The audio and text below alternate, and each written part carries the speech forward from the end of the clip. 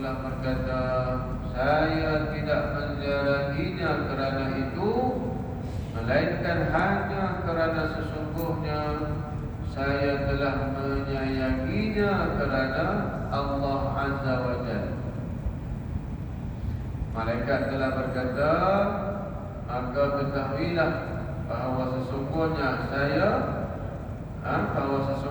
saya sebenarnya adalah utusan Allah kepadamu untuk menyampaikan kepadamu bahawa sesungguhnya Allah benar-benar telah menyayangimu sebagaimana kamu menyayangi saudaramu kerananya. Hadis ini telah diriwayatkan oleh Al-Imam Muslim, hadis sahih. Sidang muslimin dan muslimat yang dirahmati Allah sekalian, tengok hadis ni daripada Sayyidina Abu Hurairah radhiyallahu anhu, daripada Nabi sallallahu alaihi wasallam bersabda bahawa sesungguhnya ada seorang lelaki yang telah menziarahi saudaranya di satu kampung yang lain. Ada seorang lelaki ni tuan-tuan, dia nak ziarah saudaranya. Dalam hadis disebut akhan, saudaranya, akhan lahu, saudaranya. Di qaryatin ukhra, di satu kampung yang lain. Maknanya lelaki ini dia bermusafir lah daripada tempat tinggalnya, dia bermusafir ke kampung yang lain untuk menziarahi saudaranya. Jadi saudaranya disebut sama ada sama saudara daripada ahli keluarganya, saudara juga kita panggil dia, sanak saudara, boleh jadi daripada kaum kerabatnya, ataupun saudara kat sini saudara seagama. Maknanya bukannya kaum kerabat dia, bukannya sanak saudara dia, tapi saudara seagama dia, kawan dia, teman dia. Boleh kita fahami dengan dua keadaan, sama ada saudara daripada kaum kerabat ataupun saudara seagama, yakni kawan-kawan ataupun teman-teman. Fa arsalallahu lahu ala madrajatihi malakan. Lalu Allah Ta'ala telah mempersiapkan satu malaikat ataupun seorang malaikat menunggunya di jalan yang akan dilalui olehnya. Allah Ta'ala Allah Ta'ala mempersiapkan satu malaikat tunggu di jalan yang akan dilalui oleh lelaki tadi. Dan sambung hadis ini lagi, malaikat apabila dia telah melalui, maka apabila dia telah melalui malaikat tersebut yang merupa dengan rupa seorang manusia. Malaikat ni tentang makhluk Allah Ta'ala yang diciptakan daripada nur, daripada cahaya. Dan Allah Ta'ala jadikan malaikat ni dia boleh merupa, boleh jadi merupa kan? Kita manusia, kita tak boleh merupa, ya tak? Kita jadi ya. Tapi macam malaikat, itu juga dengan jin, makhluk ni tetap dia boleh merupa, jadi bentuk-bentuk yang lain dengan izin Allah Subhanahu wa Ta'ala. Jadi malaikat ni, Allah Ta'ala merupakan malaikat ni jadi dalam bentuk, dalam surah manusia, dalam surah manusia, dalam bentuk manusia. Nampak macam orang, nampak macam orang. Jadi keadaan malaikat yang menyerupai ataupun yang merupa jadi manusia ni tuan-tuan, itulah juga keadaan-keadaan ada kalanya Jibril alaihissalam menyampaikan wahyu kepada Rasulullah. Kan ada banyak cara Jibril menyampaikan wahyu kan. Biroceng ataupun Nabi SAW mendapat mimpi yang benar, kan? Salah satu caranya Jibril jumpa Rasulullah SAW, sampaikan wahyu. Jibril menjumpai manusia.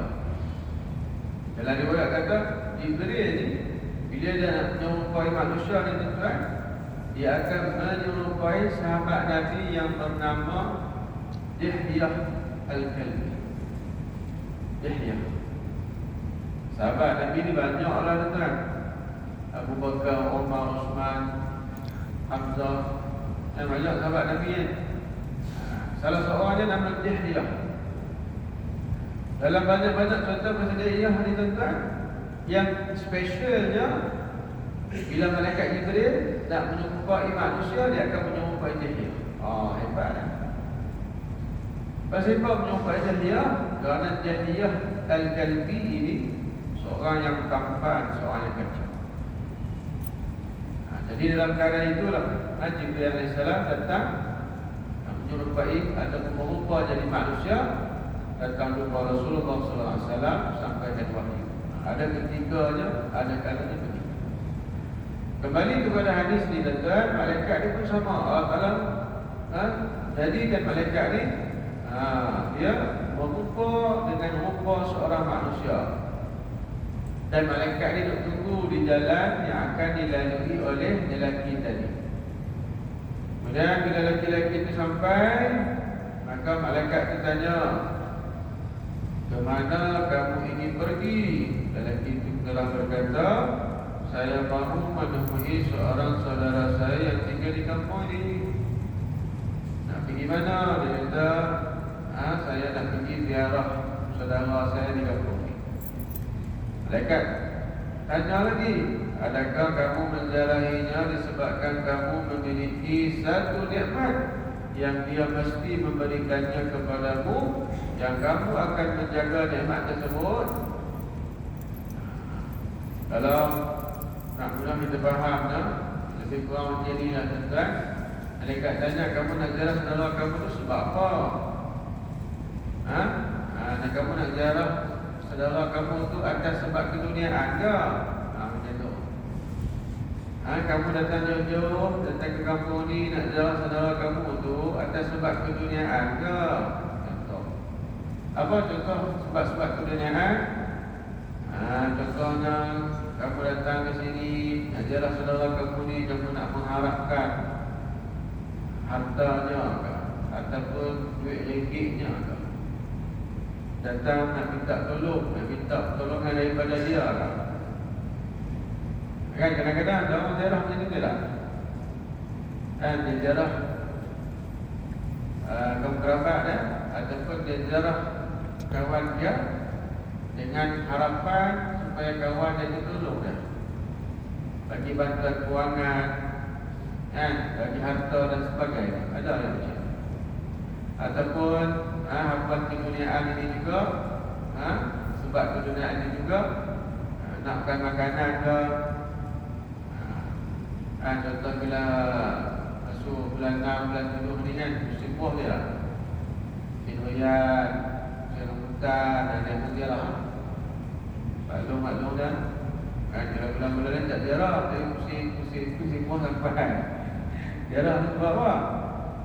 Sebab dah nak kulit tumpang, nak makan buah, sebab musim buah.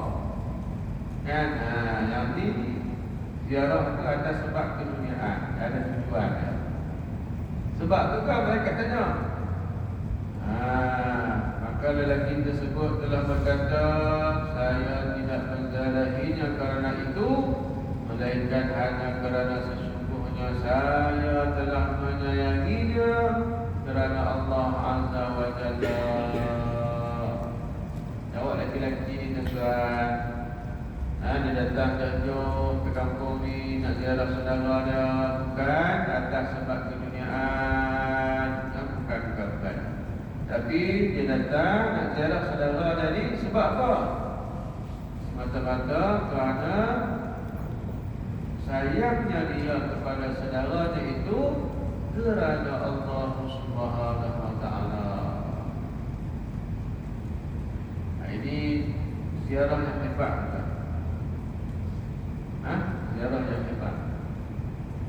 Kalau kita ada kawan ataupun siapa-siapa saudara datang, kita ziarah dia tu bukan atas sebab keduniaan.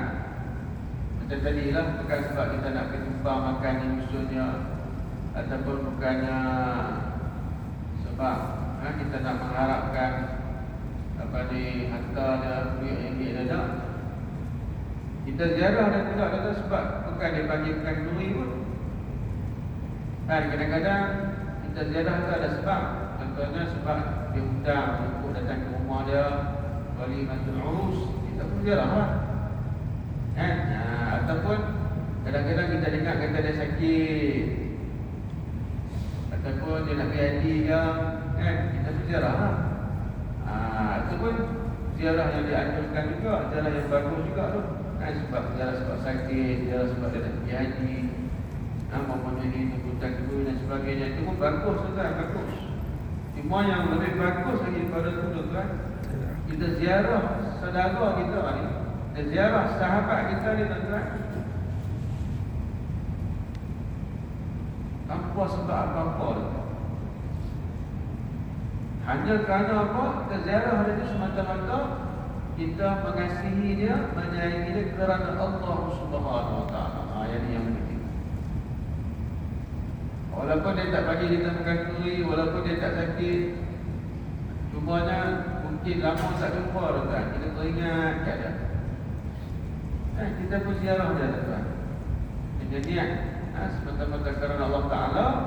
Inilah sebagaimana ini. Malaikat telah berkata, maka ketahuilah bahawa sesungguhnya saya sebenarnya adalah utusan Allah kepadamu untuk menyampaikan kepadamu. Malaikat pun dia declare ataupun dia beritahu kepada lelaki tadi, sebenarnya aku ni utusan Allah, sebenarnya aku ni malaikat yang berupa jadi manusia.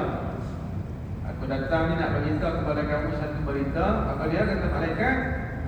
Bahawa sesungguhnya Allah benar-benar telah menyayangimu sebagaimana kamu menyayangi saudaramu kerananya yang dikerana. Sebagaimana laki-laki ni tuan-tuan dia sayang sungguh kepada saudaranya itu, maka begitulah Allah Ta'ala sayang sungguh kepada lelaki ini. Ini besar tuan, kita meraih, kita mendapat kasih sayang Allah Subhanahu Wa Taala. Bukan senang mendapat kasih sayang Allah Subhanahu Wa Taala. Cumanya melalui hadis yang Nabi kita dah baca tuan, salah satu cara nak dapat kasih sayang Allah, jangan menzarahi, dengan kita melawan, mengunjungi saudara kita semata-mata kerana Allah. Hadis ini diriwayatkan oleh Imam Muslim. Muslimin muslimat yang dirahmati Allah, terlihat pengajaran hadis yang pertama, amalan menziarahi sesama manusia adalah merupakan ibadah yang telah disyariatkan semenjak sebelum kedatangan Rasulullah sallallahu alaihi wasallam lagi. Ibadah ini akan melahirkan rasa kasih antara yang menziarahi dan yang diziarahi. Disebut macam ni tuan-tuan, sebab dalam hadis ni daripada Abu Hurairah, daripada Nabi SAW, bahawa Nabi cerita kepada sahabat, cerita soal lelaki ni tuan-tuan. Kisah ini berlaku pada zaman dahulu, bukan pada zaman Nabi SAW, tapi zaman Nabi yang terdahulu, yang diceritakan oleh Nabi SAW. Sebab itu disebut amalan ziarah ni tuan-tuan, ibadat yang telah disyariatkan semenjak sebelum kedatangan Rasulullah lagi. Sebelum zaman Rasulullah lagi tuan-tuan, sebelum Rasulullah dilantik menjadi Nabi lagi, jadi Rasul lagi. Zaman Nabi-Nabi terdahulu pun dah ada dah tuan, amalan ziarah dan ziarahi. Dan amalan yang mulia ini berterusan sampailah ke zaman Nabi Muhammad SAW, sampailah ke akhir zaman dan membawa sampai ke syurga, tuan. Membawa sampai ke syurga. Ziarah ini antara satu nikmat yang besar bagi ahli syurga ni, maka dapat saling ziarah menziarahi antara sama-sama penghuni syurga. InsyaAllah kita yang ada dalam masjid ni dekat, sama-sama kita doakan semua Allah Ta'ala jadikan sebagai penghuni syurga. Dalam syurga esok datang kita pergi ziarah. Kalau saya nak ziarah Haji Sen, dia Haji Ken nak ziarah sama-sama orang tuan, nak ziarah pakcik kita, nak ziarah mak kita, ayah kita.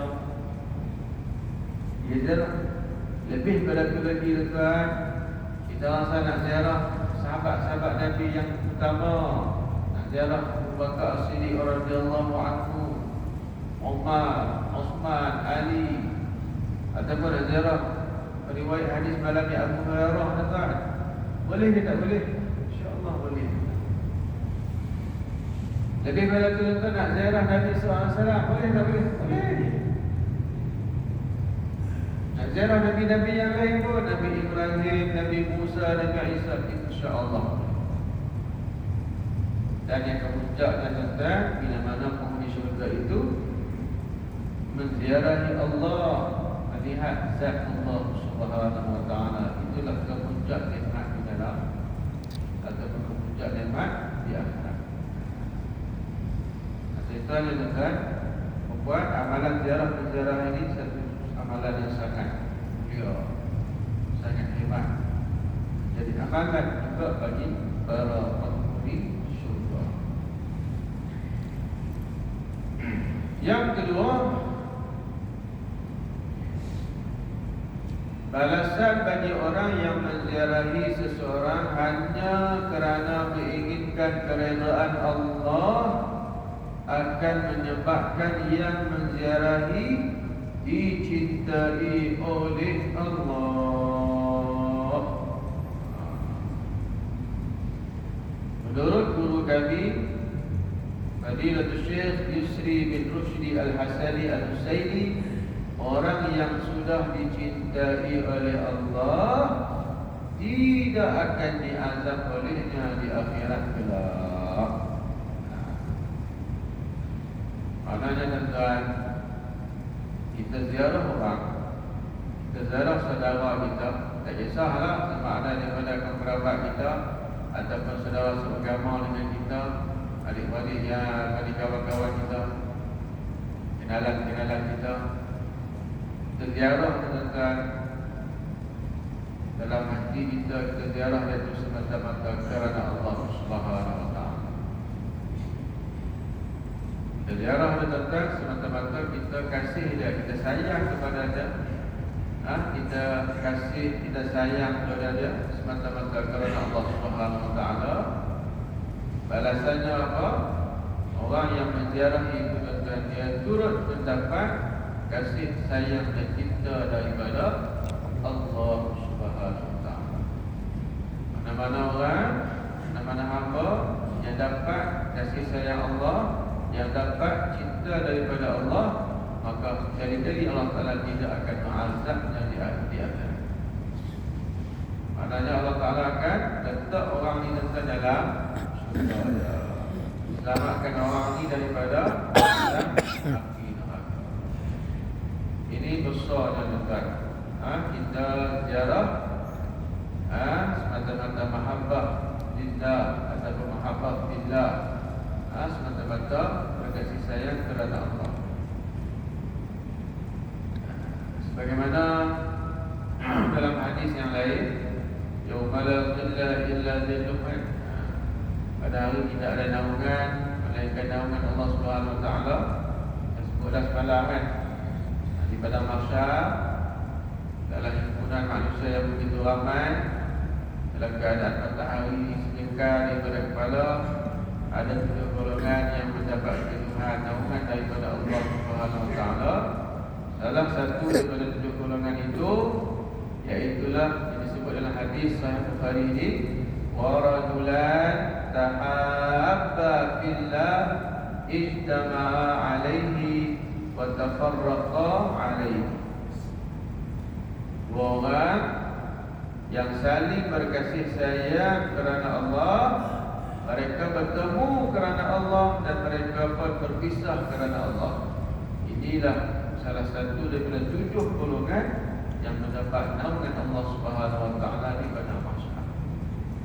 Sama lah macam hari ini kita baca malam. Dan kita ziarah saudara kita, tuan-tuan, kita pergi jumpa saudara kita. Jumpanya kita dengan saudara tuan-tuan semata-mata kerana Allah. Dan kita berkasih sayang kerana Allah, merapatkan hubungan silaturahim ukhuwah Islamiyah kerana Allah, dan kita berpisah dan balik semula ke rumah kita kerana Allah, tuan-tuan. Ini dapat naungan